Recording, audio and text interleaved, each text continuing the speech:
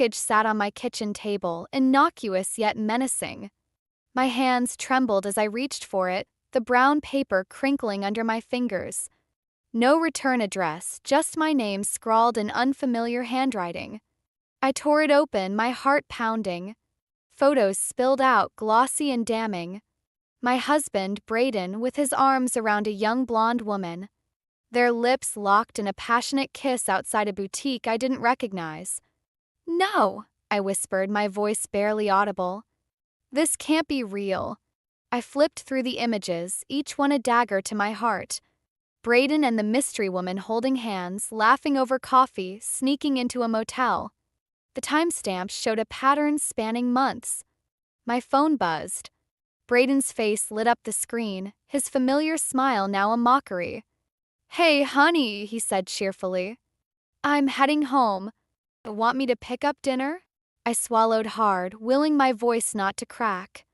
"Actually, can you come straight home? We need to talk. Is everything okay, Mona?" Concern laced his words. "Just come home," I managed before hanging up. I paced the kitchen, the photos scattered across the table like shattered pieces of my life. How could he do this? Through 12 years of marriage, countless dreams shared, a future planned together, all of it felt like a lie. The front door opened and Braden's footsteps echoed through the house. "Mona? What's going on?" I turned to face him, holding up one of the damning photos. "Care to explain this?" His face drained of color. "Mona, I can explain." "Explain what?"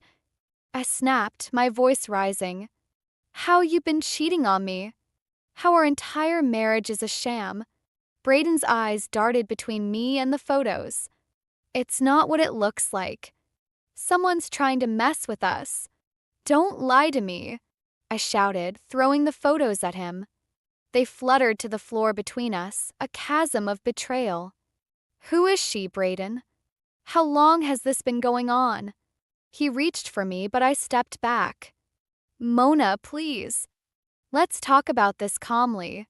I love you. If you loved me, you wouldn't be in these pictures," I hissed, tears stinging my eyes. "I want the truth, Braden. All of it. Now."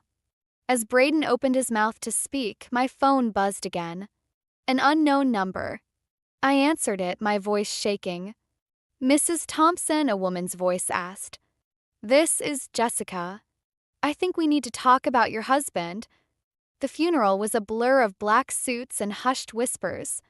I stood beside Braden, my hand in his, feeling like a fraud. The affair still hung between us, unresolved, but we'd agreed to put on a united front for Evelyn's sake. Braden's father's passing had hit her hard. As the last mourners trickled out of the cemetery, Evelyn gripped Braden's arm. "I can't go back to that empty house," she sobbed. "It's too much." Braden's eyes met mine, pleading. I knew what was coming before he even opened his mouth. "Mom, why don't you stay with us for a while?" he offered. I bit my tongue, my stomach churning. Our marriage was hanging by a thread, and now this? Evelyn's tear-stained face brightened. "Oh, Braden, would you?" But I couldn't impose. "Nonsense," Braden insisted. "Right, Mona?" I forced a smile. "Of course, Evelyn. We're here for you." The drive home was tense. Evelyn prattled on from the back seat while I gripped the steering wheel, my knuckles white. "Actually," Evelyn said as we pulled into our driveway, "I was thinking, why don't you two move in with me? The house is paid off and it's much bigger than your apartment." I nearly slammed on the brakes. "Oh, Evelyn, we couldn't possibly." "It's perfect." Braden interrupted. "Mom needs us and it would save us money. What do you think, Mona?" I turned to him, incredulous. Was he serious? We hadn't even addressed his infidelity, and now he wanted us to play happy family with his mother? "Can we discuss this later?" I managed through gritted teeth. That night, after Evelyn had gone to bed in our guest room, I confronted Braden in our bedroom. "Have you lost your mind?" I hissed. "We're barely speaking, and you want us to move in with your mother?" Braden ran a hand through his hair. "Mona, please." She needs us. It's just until she gets back on her feet. And what about us? What about the affair, Brayden? Are we just supposed to pretend it never happened? His eyes darkened. I told you those photos were a mistake. Nothing happened with Jessica. Don't lie to me, I snapped. I spoke to her, remember? Brayden's face paled. You what? When? Before I could respond, a soft knock interrupted us. Evelyn's voice drifted through the door. Is everything all right in there? I heard raised voices. I shot Brayden a warning look. He cleared his throat. Everything's fine, Mom. Go back to sleep. As Evelyn's footsteps faded, Brayden turned to me, his expression pleading. Mona, I'm begging you. Let's do this for Mom. We can work on us at the same time. Please? I closed my eyes, exhaustion and confusion washing over me. When I opened them, I saw the man I'd fallen in love with, the one I'd built a life with. Despite everything, a part of me still wanted to believe in us. Fine, I whispered. But this doesn't mean I've forgiven you. We have a lot to work through. Brayden nodded, relief evident on his face. As he leaned in to kiss my cheek, I turned away, my heart heavy with the knowledge that our problems were far from over. In fact, they were about to get much, much worse. 2 weeks into living with Evelyn, and I was ready to scream. The constant criticism, the sideways glances, the not-so-subtle digs at my career, it was all wearing me down. I stood at the kitchen counter, chopping vegetables for dinner, when Evelyn's voice cut through the air like a knife. Mona, dear, don't you think it's time you considered cutting back on your work hours? A wife should be home, cooking for her husband, not working late hours. I gripped the knife tighter, forcing a smile. I work to support us, Evelyn. Times have changed. She clucked her tongue. In my day, we knew how to take care of our men. No wonder Brayden's been so stressed lately. The knife slammed into the cutting board. What's that supposed to mean? Evelyn's eyes widened in faux innocence. Oh, nothing, dear. I just worry about my son, that's all. Before I could respond, Brayden walked in, loosening his tie. Everything okay in here? Just fine, honey, Evelyn cooed. I was just giving Mona some advice on being a better wife. I saw red. You know what, Evelyn? I don't need your advice. I'm doing just fine balancing my career and my marriage. Brayden stepped between us. Come on, let's all calm down. Mom, Mona's job is important to her. We need to respect that. Evelyn's face crumpled. I'm just trying to help. You don't appreciate anything I do. As she stormed out, Brayden turned to me, exasperated. Did you have to upset her like that? Me? I hissed. She's the one constantly undermining me. She's grieving, Mona. Can't you cut her some slack? I threw my hands up. And what about me, Brayden? When do I get some support from you?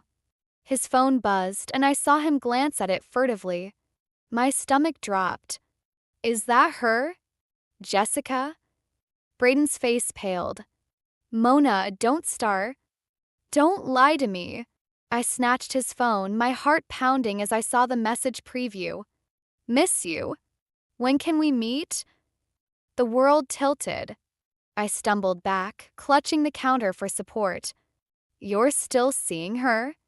Brayden reached for me. It's not what you think. I can explain. I shoved him away. Explain what? How you're still cheating on me while I'm trying to save our marriage? Mona, please. Evelyn's voice rang out from the doorway. What's all this shouting about? I whirled on her. Did you know? About Brayden's affair? Her face went blank for a moment before hardening. Well, if you were a better wife, he wouldn't need to look elsewhere, would he? The slap echoed through the kitchen before I even realized I'd moved. Evelyn's hand flew to her cheek, her eyes wide with shock. Mona, Brayden yelled, moving to his mother's side. I backed away, my hand stinging, tears blurring my vision. I can't do this anymore. I'm done.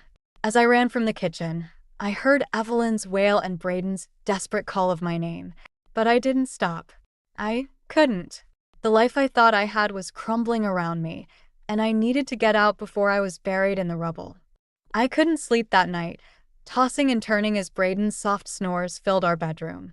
At 3 a.m., I gave up and crept downstairs, careful not to wake Evelyn. I needed to clear my head, to figure out what to do about my crumbling marriage and the suffocating tension in this house. As I made myself a cup of tea, a folded piece of paper on the kitchen counter caught my eye. It was a bank statement, and curiosity got the better of me. I unfolded it, and my heart stopped. The balance was far lower than it should have been. Where had all our money gone? I grabbed Braden's laptop, still on the kitchen table, and opened it. His email was still logged in, and I found myself scrolling through, my hands shaking. There, buried in his inbox, were a series of emails from his company. Layoff notices, severance package details, final paycheck information. The truth hit me like a ton of bricks. Braden had lost his job months ago. Mona? What are you doing? I whirled around to find Braden standing in the doorway, his face pale in the dim light. When were you going to tell me? I hissed, gesturing at the laptop. You lost your job and didn't say a word? Braden's shoulders sagged. I didn't want to worry you or Mom. I thought I could fix it. Fix it. I laughed bitterly. By lying to me? By draining our savings. I've been working part-time at night, he admitted, trying to make ends meet. The pieces fell into place. The late nights, the secretive phone calls, the constant exhaustion. So all those times I thought you were with her, you were actually working? Braden nodded, his eyes pleading. I never cheated on you, Mona. Those photos, that text, it was all a misunderstanding. Jessica is my boss at the night job. She's been helping me look for better work. I wanted to believe him, but the lies had piled up too high. Why didn't you just tell me the truth? I was ashamed, he whispered. I'm supposed to provide for our family, and I failed. Evelyn's voice cut through the tension. What's going on down here? As Braden explained the situation, I watched Evelyn's face crumple. Oh, my poor boy, she cried, pulling him into a hug. Why didn't you tell me? I could have helped. I stood there, feeling like an outsider in my own marriage. The bond between mother and son was so strong, and I realized with a sinking heart that there might not be room for me anymore. I need some air, I muttered, grabbing my keys. Mona, wait! Braden called, but I was already out the door. As I drove through the empty streets, tears blurring my vision, I knew I had a decision to make. Could I forgive the lies? Could I find my place in this family again? Or was it time to walk away and start over? The sun was rising as I pulled into our driveway, my mind made up. It was time to fight for my marriage, or end it once and for all. I sat across from Sarah at our favorite cafe, my hands wrapped tightly around a mug of coffee I couldn't bring myself to drink. The weight of her words hung heavy in the air between us. Mona, it's true. I saw Braden with her. I'm so sorry. My world tilted on its axis. I'd hoped, prayed even, that there was some explanation for the photos, the text messages. But Sarah's confirmation felt like the final nail in the coffin of my marriage. Are you sure? I whispered, clinging to the last shred of denial. Sarah reached across the table, squeezing my hand. I wish I wasn't, but I saw them together at that new boutique downtown. They looked intimate. I closed my eyes, fighting back tears. I need to know for sure, Sarah. This can't go on. That afternoon, I found myself in a dimly lit office, sitting across from a private investigator named Jack. His weathered face showed a mix of sympathy and determination as I laid out my suspicions. I can get you the proof you need, Mrs. Thompson, he said, his voice gravelly. But are you sure you want to know? I nodded, my resolve strengthening. I need the truth, no matter how much it hurts. The next week was agony. I went through the motions at home, cooking dinners for Braden and Evelyn, all while my stomach churned with anxiety. Braden seemed oblivious, caught up in his own world of job hunting and placating his mother. When Jack called, I snuck out to meet him under the guise of running errands. The manila envelope he handed me felt like it weighed a ton. I'm sorry, he said softly as I opened it with trembling hands. The photos inside were undeniable. Brayden and a young blonde woman, laughing over coffee, holding hands as they window shopped, kissing outside an apartment building I didn't recognize. My vision blurred as tears spilled down my cheeks. Jack's voice seemed to come from far away. There's more. The woman Jessica, she works at that new boutique. They've been meeting regularly for months. I stumbled out of Jack's office, gasping for air. My phone buzzed by a text from Brayden. Making your famous lasagna tonight? The casual normalcy of it made me want to scream. How could he act so normal while destroying everything we'd built? As I drove home, my mind raced. Confront him? Leave? Try to salvage what was left of our marriage? The weight of the evidence in my purse felt like an anchor, dragging me down into the depths of betrayal and heartbreak. I pulled into our driveway, my decision made. It was time to face the truth, no matter the cost. As I walked through the front door, steeling myself for the confrontation ahead, I heard Brayden's laughter mingling with Evelyn's from the kitchen. My hand tightened on the envelope. This ends now. I burst into the kitchen, the manila envelope clutched in my trembling hands. Brayden and Evelyn's laughter died abruptly as they took in my tear-stained face. Mona, what's wrong? Brayden asked, concern etched across his features. I slammed the envelope on the table. Why don't you tell me, Brayden? Or should I ask Jessica? The color drained from his face as Evelyn looked between us, confusion turning to realization. What's going on? She demanded.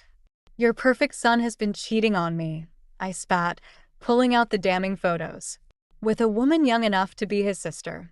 Brayden stumbled forward, reaching for the pictures. Mona, I can explain Dash. Explain what? I shouted, my voice cracking. How you've been lying to me for months. How you've made a fool of me. Evelyn snatched up a photo, her eyes widening. Brayden, is this true? He hung his head, unable to meet either of our gazes. It's not what it looks like, he mumbled. It's exactly what it looks like. I cried, my anger and hurt spilling over. I have proof, Brayden. I know about the meetings, the late nights. How could you do this to me? Evelyn's shock quickly morphed into something else, defensiveness. Now, Mona, let's not jump to conclusions. I'm sure there's a perfectly reasonable explanation. I whirled on her, incredulous. Are you serious?